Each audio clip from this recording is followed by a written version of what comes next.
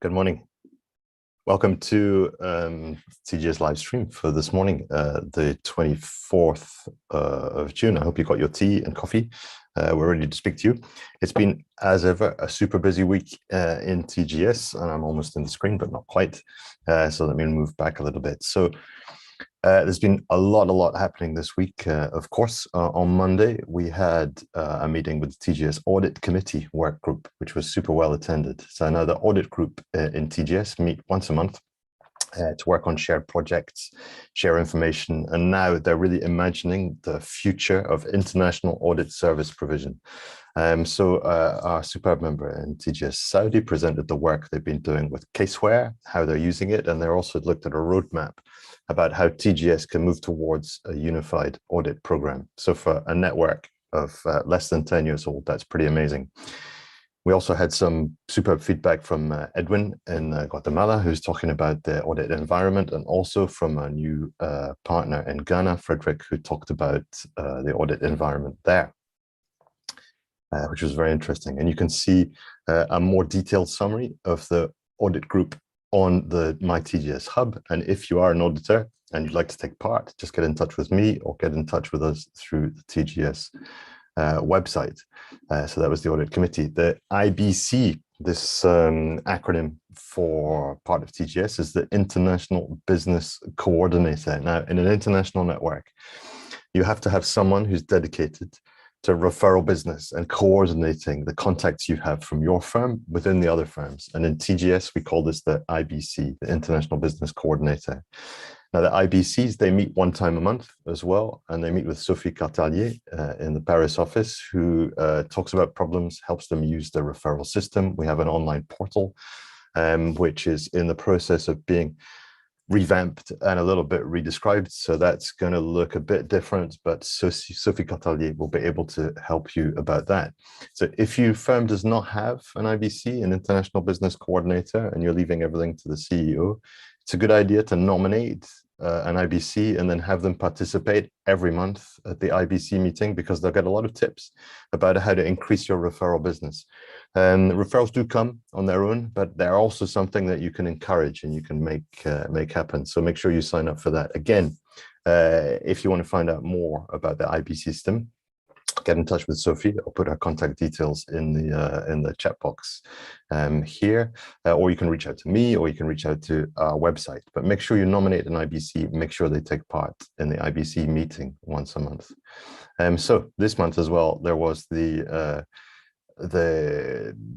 rankings, the scores, and if you've been following the Euro 2020 football, you'll also find this pretty exciting. So in terms of the network, the biggest amount of referral business comes from Spain, and if you're at our TGS regional event, you'll know why, because they've got a pretty advanced website which collects referral business. So the next step we have to work with them is how to convert these referrals into one business.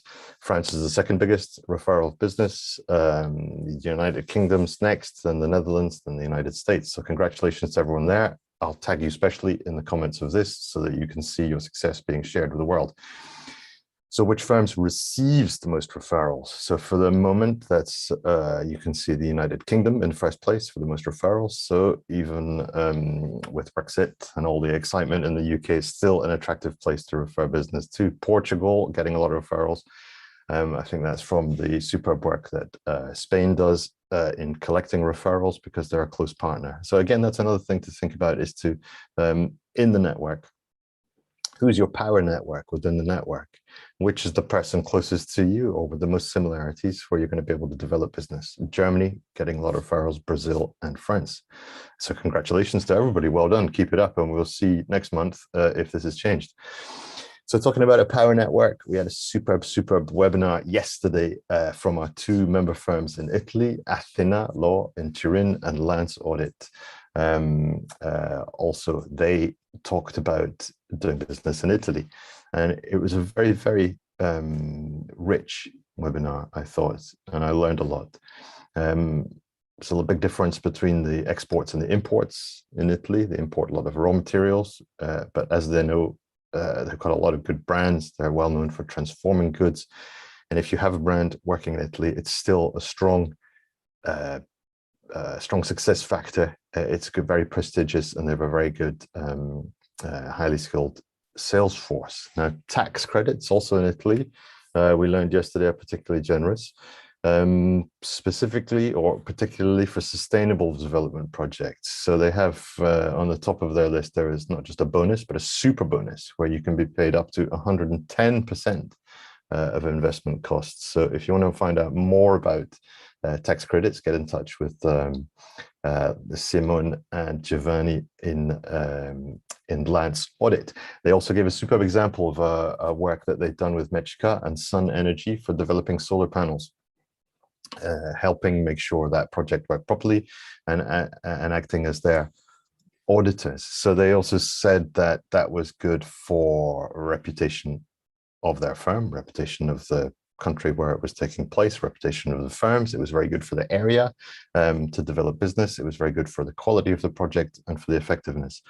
But so this was a bonus for everybody, for the company themselves, for the area that the project was taking part, and for the network. So that kind of job and sharing that kind of business example, we're really happy that they managed to include that in the webinar, because it shows the benefits of the TGS network. Also, there was super interesting information from Alberto, who talked about getting a visa for working in Italy.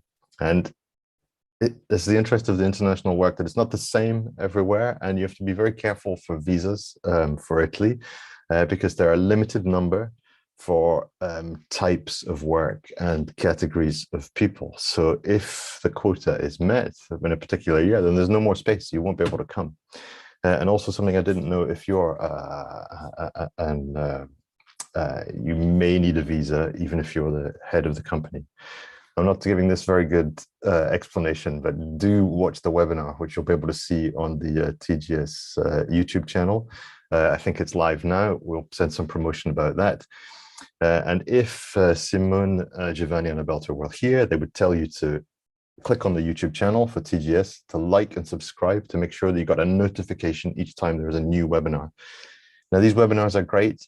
They're always super information packed. It's the experts of the network who are involved. So if you want to find out a bit about doing business in Italy, it's a good idea to check out the webinar and maybe even just skip through on the YouTube to find bits that you find interesting or pertinent. And you can also download the slides that they use in these presentations to have a look at those. Again, on the My TGS Hub, you'll find a link to that in this box next to it. This week also, corporate social responsibility workshop with our Marcella, who's talking about how your corporate social responsibility plan can be a motor to develop your business.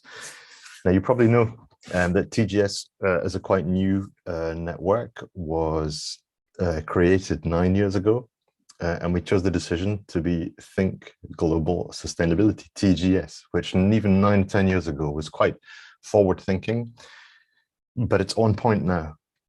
You could say that everybody's jumping on the bandwagon, but it's a good thing, you know, there's corporate social responsibility, sustainability, but TGS have been a member for many years of the United Nations Global Compact, which means everything we do is pegged to the Sustainable Development Goals, as you can see behind me. And it's a good idea if your business is too, and it's a good idea if you can help the businesses who are your clients be aware of the Sustainable Development Goals and how a plan of corporate social responsibility is good for you, good for business.